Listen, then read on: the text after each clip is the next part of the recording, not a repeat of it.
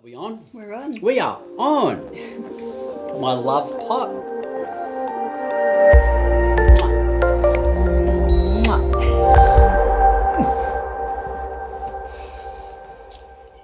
Recording another podcast. It's been a little while. It has been a while. We've been busy doing other workshops and things, Yeah. creating. Going through a global pandemic. Yeah, surviving a global pandemic. How's that? Put that on your resume. I survived global pandemic. Well done. Well done. Well done. Yeah, you got the job. So we're sharing in this podcast the next little part of our journey together, which is bringing a baby into the world. Yeah. Holy dooly. Holy dooly, yeah. So, I mean, for anyone, it's a big deal, right? I think as time moves on, it becomes a little bit bigger of a deal. Literally. Yeah, literally. But like feeling wise as well, like the realization that it's actually happening, then you're going to be responsible not only for myself, which is a lot for anyone, but for a small human. Yeah. So at the time of recording this, I am 27, about to roll into 28 weeks pregnant. We are 28 weeks pregnant. So I think it's pretty cool. A lot of people, the feedback I get anyways, they perceive us as quite alternative. I don't really perceive that, but that's because it's our way of life. Living. Yeah, Yeah. From where we're sitting, what we do is like quite normal. Yeah. Different to the mainstream. Yeah, and I think like there's a lot more of that happening. People are starting, and that's why I think like we're able to share what we have, and like it's like we've made a business out of it, is because people want to be guided into how to live more in alignment with universal flow, or with nature, or with themselves. Yeah. I think the story around all of this is one that's important and exciting to share. Totally. And it's really interesting. I want to flag from the very start that I have never been I can't wait to have a baby kind of gal. Like I've never ruled it out of the thing, but it wasn't on my high priority. It wasn't the next thing to do. No, yeah. It wasn't like find Murray, marry him, have his baby. No, yeah. No. It was like find Murray, marry him, create a business and take over the world. But now there's a baby that's going to be a part of that too. Yeah. So shall we go back to the very beginning? Well, yeah, the actual story of this whole journey, the energetic beginnings of it, started way back when we first met, I think. Yeah. So we had a bit of a whirlwind meant to be coming together. We met in December 2017. We were moving in together in February 2018. And it was probably maybe like a month or two into us living together. She couldn't get enough. She was like, he's the one. I'm like, slow down, girlfriend. I'm not even gonna. Anyway. That's your version of events.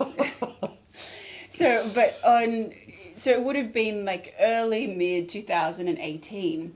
You went and did a meditation experience. You did some energy work. And in that experience, you met the energy of our daughter. Yeah. So it was quite a profound experience, and there was no confusing it with anything else. It was that part of that journey was very clear, and I was shown that we would have a child. It would be a girl, and its name would. Whoops. Lucky this isn't live. What, are we just going to leave that in, or are we going to cut that bit out? I don't know. We'll figure that out. We'll figure it out later. So I wasn't aware that I wasn't meant to be sharing her name.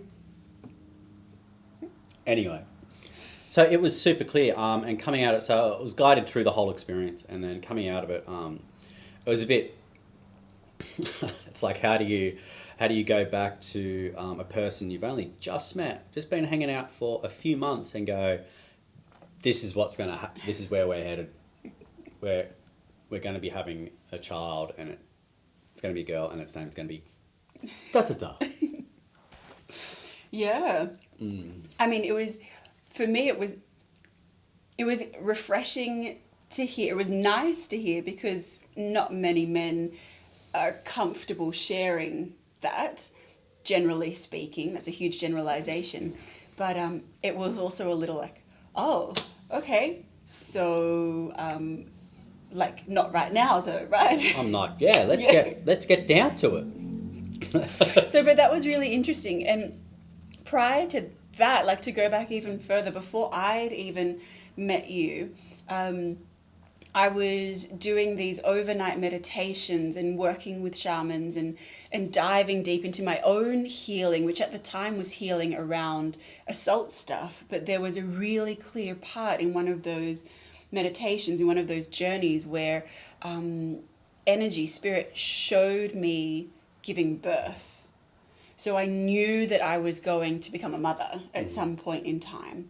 And it was like I lived through the birth and understood the mechanics and the support that was around, and kind of how to breathe through it. All of that was just explained to me and showed me. So I knew that I was, and I knew that it was a feminine energy that I was giving birth to. So at the time, I was trying to understand if it was a metaphor or if it was a prediction as such.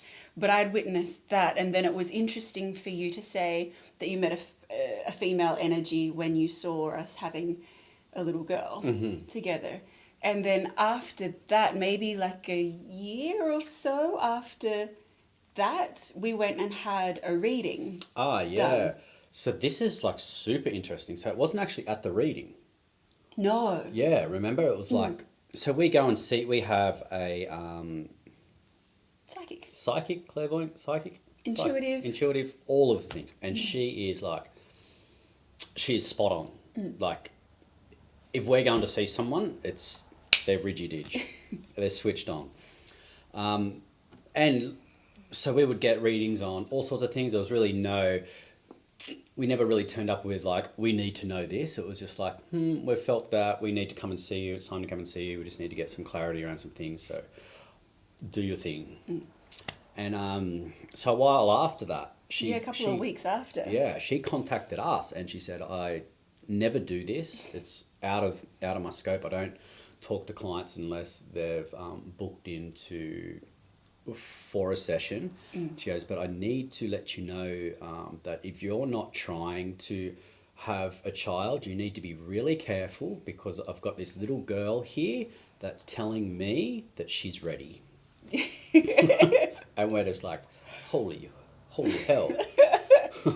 Right, okay. Thank you for the warning. So just be careful.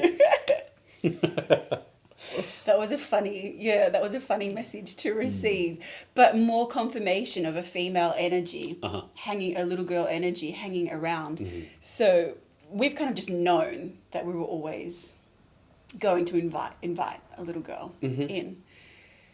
And then, so to fast forward a bit more after that, we would always joke with each other about this little girl. And then you came across this information, this energy code that shared the name with you again that you saw in your first journey. So the name popped up again. I'd started to, so I have, I suppose, a love for ancient texts and ancient civilizations, predating anything that's written, and there is a lot of information out there. But so I started doing a little bit of research around the name, and what started being shown to me around that name was a whole lot of information, actually really powerful information. So it's really hard to, I need to be very careful about what I say so I don't drop the bomb again. But diving deep into it and like finding information about this name and the energy attached to it predated absolutely everything that I know. Yeah, so this name and this sound shows up in a whole bunch of ancient texts. Predates everything, so Gnostic text, Egyptian, so the ancient Egyptians, first Egyptians, the pharaohs there would have scripts written, and this name would pop up within their text as well. So lots of different cultures in different parts of the earth kind of derived a lot of their gods or source or wisdom from this particular name, which is the name that you saw in that journey. The name I was given, and then so I found that quite unique. And maybe down the track we can do another podcast on that whole thing when I'm not going to... When you're allowed to say the name. Say the name. But then I found like it just kept popping up everywhere. Once it was shown to us, it was like everywhere we would go, people we talked to, this name would just keep getting shown to us like constantly. Yeah, like when you talk about, we believe obviously in synchronicity, and this name would literally show up everywhere. And like, sometimes it was like, it would stop the conversation because we'd be deep in a conversation with someone about something that maybe had like a roundabout way of connecting back to us having a child, and then they drop a bomb by dropping this like name, and we went on went on a retreat, and there was that guy who we just met there. We were chatting, and we were talking about how this story. We're sharing this story, and he was like, "Just do it. You just have a kid. Like, just go for it. Don't wait. It's the best thing you'll ever do." Yeah, he was just like raving about it, and we're like, "Oh, we haven't asked you about your kids. You said you had a daughter. What's her name?" And he said the name, which is the name. The name. And we were like, okay. but so many, more than what we can rattle off here, but just so many little synchronicities of, we just can't argue with this name. Even if we didn't want it to be this name, it has to be this name because it just shows up everywhere, absolutely everywhere. Yeah, so we never had a list or a conversation about naming our child. Even before we knew the sex, there was no, what if it's a boy? It was like, we're having a child and this will be the name. Yeah. Yep. That is very true. We never had it. It was just like... I got to pick a second name. I think there was a stage early on where you were like, I just told you what the name is. Are you actually okay with it? Like, I didn't ask you if you... I was like, it's happening, but let me pick the second name. Like, I'll do the second name. So then I suppose when we fast forward a little bit to the lockdown, so that was when we became pregnant. We. So the whole world had to get sick so we could stop, because most of you know, for the people that know us, our life is our work, or our work is our life. There's really and some people may identify it being a little bit unhealthy, but we just love what we do, and so our work is our life and our life is our work. So there wasn't a lot of time for us a lot of the time. So we would literally be working from like 4:30 in the morning till like we'd be shutting this place down at like 8:30, 9 o'clock at night, and eating and then passing out. Yeah, and that's been how it is for us since we've opened this place, and it's been amazing. But that we really didn't get a lot of time to rest and slow down and connect and like start planning these sorts of things, and so the whole world went into lockdown, and we were told we needed to close our business, and we're just like, it was like still quite warm, wasn't it? Yeah. It was like before winter hit, and so we had nothing better to do, but lots of yoga, and when your wife is constantly doing yoga with you, and it's like Thank you for that story, Mark. it's only going to lead to one thing. Oh, but so in this process, so this time of connection in more ways than just physical as Totally, well. Yeah, it was actually a really amazing time. So we got to everything slowed down. We started having, so we've always had a meditation practice together, like the channeling of energy together. But during that time, it was just like we're able to just extend our ritual or our routine. So maybe our morning practice would go for however long we wanted it to. 3-4 Yeah. hours of We could just yoga and meditation Yeah. and movement and journaling and connecting. Just like we could just stretch out for as long as we wanted. So there was definitely like a really deep connection with us, but then also from like higher realms, there was a really strong connection there as well. Yeah. And so it would have been around early April, but I remember we did a meditation and I was using my drum, and I remember at the end of the meditation I paused and looked at you and I was like, there were 3 heartbeats. Like, I don't know if you remember that. I do remember, Yeah, so I was playing the drum and then I was just kind of getting lost in it, but there was 3 distinct heartbeats being played in that, and it kind of took me aback because usually when it's just the two of us, there's like the two, like doo-dum, doo-dum, doo-dum, doo-dum, doo-dum, doo-dum, and there was a third one being introduced in there. I'm like, that's really interesting that was happening. And then the 4th of the 4th. So it was really, it's quite amazing that whole day, what happened on that day. So I think in the morning, we done a practice with Megan Curry? I think online, we did an online practice. Yeah, so one of Renee's teachers was doing an online class worldwide, so we joined in with that. Amazing. And then, so that day, the 4th of the 4th, 2020 was, so it equals 444, and the angel portal. The angel portal, so, and it's been predicted, it's been spoken about, and that day was quite special in the esoteric or spiritual world. A lot of people talking about it. There was a lot of stuff happening globally. There was lots of big like global meditations. Yeah. So we did yoga. Then we sat in on with Matt Kahn. Yeah, on a talk and a transmission from a spiritual teacher, Matt Kahn. And then we were supposed to sit on. He was like, "All right, shutting off now, so that everyone can do the global meditation." So there was a worldwide meditation taking place that we wanted to get involved in. And we just couldn't.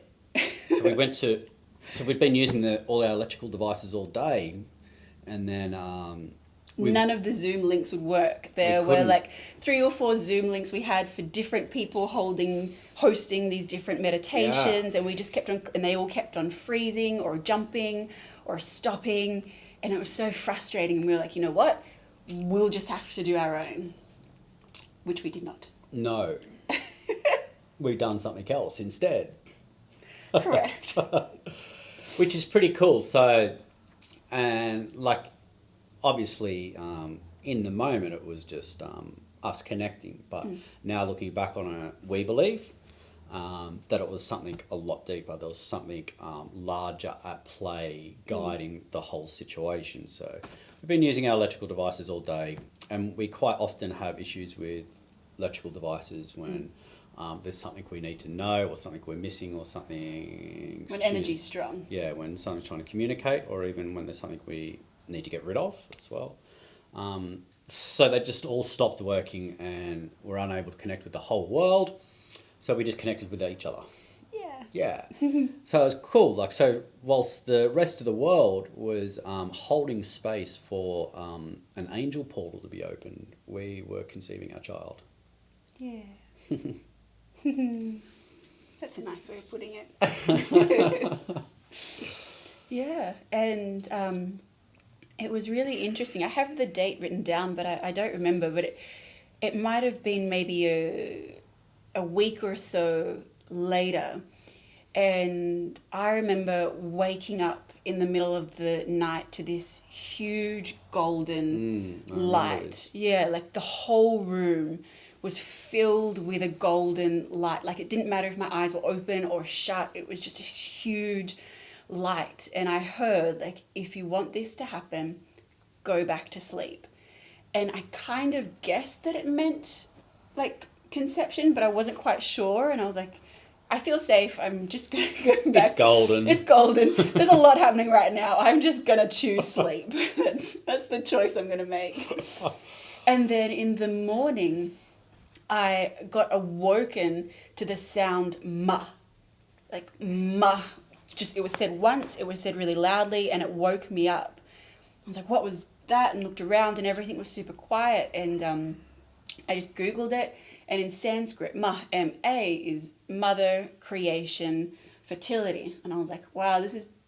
I didn't really tell you at the time. I was like, I'm just going to sit with this. Really interesting that this golden light's happening, and then this sound is what woke me up. And yeah, it was just this feeling within me of, like, I think that's what's happened. And I didn't really want to tell, I just wanted to sit with it and just see how it kind of, yeah, played out. Mm. And then, so yeah, it would have been around the 19th, the 20th, 21st. We went for a walk, went for a beach walk, and I just stopped dead in my tracks. And I was like, I'm going to throw up. I'm so sick. I'm going to throw up.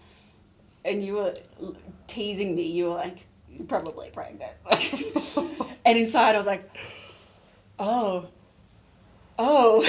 Because it'd been like a week or two. I mean, all of that stuff, all of that story that we just shared was like in the back of my mind. I was like, they were all pretty big, significant, energetic things, but I didn't want to kind of hold on to that. And so, yeah, I felt really gross. I felt really sick and gross. And, yeah, we went home and I did a sneaky test. Mm-hmm. Came out and showed you. Yeah. Mm. The lions don't lie. The lions do not lie. No. Yeah, and then we just kind of looked at each other and went, what do we do now?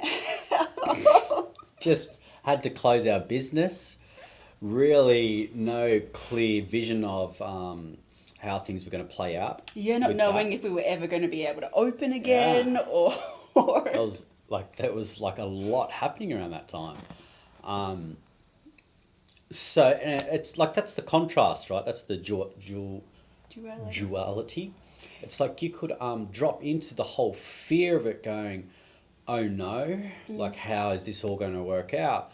But we could see, so within the shitstorm, within the darkness, that there was this ray of light, that there was this spark of divinity and this energy, something much larger, weaving its magic through not just us, but you could see this happening once you started to pay attention and tune in. You could see it happening globally. Yeah. And can I ask, what did it feel like for you when you saw the lines? It was breathtaking. It was like, yeah, like everything stopped. Everything just went quiet and still. In that moment, like my mind also, everything just went. A burst of energy. That lasted for just a little bit, and then the humanness went, like the story of like, how is this all going to work? And then it was just like, bring it back. We're so supported in everything we do. Just keep turning up. Everything will be fine. Yeah. So I'm super grateful that when we dive into the pregnancy part of it, that my first trimester was in lockdown. Like, timing could not have been any better. Yeah, there was, so we're 3 months were in lockdown. Renee was constantly feeling sick. Ugh. Not vomiting, but just constantly. 24/7 nauseous. Couldn't really stand the sight of me, but it played out in all of our best interest, because throughout 3 months there was like pumping swells. So I was just surfing for like 6 hours a day, and Renee just got to kick back and do a thing. Yeah. Because for the people that know me, I can be a handful. like I'm probably like a small child myself. So if you want to sit back and relax, then it's probably better if I'm just not around. No, you were super supportive. You looked after me. You made sure I had anything and everything. Like any kind of craving or anything that I thought would alleviate the nausea, like you were onto. Like I would only have to think about it and you would have it there and bring it there for me and make sure that like I kind of didn't have to move if I couldn't move. You were trying to get me out for walks, but that was a terrible idea because any kind of motion. I'd get the drives. I had to alter my driving techniques. Yeah, any kind of motion, like walking for too long motion, it just amplified the nausea. Oh, it was not a good time. Mm-hmm. It was really horrible. Yeah, really horrible. I'm sure people have had it worse, but yeah. But the silver lining is I didn't have to be anywhere, didn't have to do anything. And I was grateful for all of the self-work that I've done in terms of yoga and like different meditations and journeys. It's just this deep, deep knowingness that everything passes. It'll pass. That life is ephemeral, that everything passes, nothing is permanent, nothing is forever. So when I was like curled up in a ball being like, I need to throw up, but I can't throw up. I want to eat, but don't give me anything to eat. I was just in the back of my mind. Murray, stop moving. Stop breathing. You need to get further away, but hug me, but don't touch me. But in my mind, I was just kept on telling myself like, this will pass. This will pass. This isn't forever. This will pass. And that was just what got me through those 3 months of... Ugh. Ugh. But we done it. Yeah, it was really hard for you too. It's very hard. Yeah. And then we got to reopen and share with everyone. And it's just been a bit of a journey of me physically learning, surrendering, wanting to do it all, but then learning to not be able to do that. And I'm so grateful for different healers and practitioners I have in my life because something comes up and I can work with them to shift and let it go, because I know through my kinesiology work that a lot of stuff can be triggered or gathered in the womb. Like we can collect beliefs and thoughts and energy programs while we're in the womb. It can be cleared, that's fine, but I'm of the belief of like, okay, well, if I've got everything we can from the very beginning. And that's been our intention through this pregnancy, is whole like way. Energetically, physically, what can we do to give this little being like the best start to life that we know how to do. Yeah. And here we are at 27, almost 28 weeks. 28 weeks. Yeah. Not long to go. Ugh. Then there'll be a little human. Little Murray. A little... I'm going to have a surfing friend. I'm not sure if there's any other part of the journey to share. What else? I think that's it. Yeah, I think we might do another one later when it's all comes about. And share our experience through the birthing and bringing life into the world. Yeah. Because I've had some great support with a beautiful doula friend who's based in Queensland and working with a midwife. It's been an interesting experience holding my power when it comes to doctors in particular, learning what feels right for me, trusting my own intuition and kind of knowing when to say no or please don't project your BS onto me. Or thank you so much for your opinion and your help. So that's a journey unto itself. But yes, I feel like I've walked this pregnancy without being naive. I definitely haven't been like, it's glowing and everything's magical and life. It's like, it's hard. Some days are tough. Some days are tough. Some days are emotional. Yeah. Some days you're a boss lady. Every day you're a boss lady. But some days you just power through, teach 3 classes. Yeah. Kill it. Yeah. Other days you're like, I don't want to get out of bed. Yeah. It's fine. And other days you're like, do you want a chocolate? And I start bawling my eyes out. I'm like, 2 chocolates? Yeah, so it's going to be really interesting to see what this next phase is, because I haven't really had much to do with little kids, babies, little children. I haven't had heaps. I mean, I have a lot of nieces and nephews, but they don't live that Yeah. close. Yeah. Yeah, So we're just going to kind of wing it. gonna wing it. And trust our intuition. Yeah. Do everything that we've been doing, but just with a small human. Experiment. Experiment. Thanks for making a baby with me. Thank you. Love you. Love you. Mwah.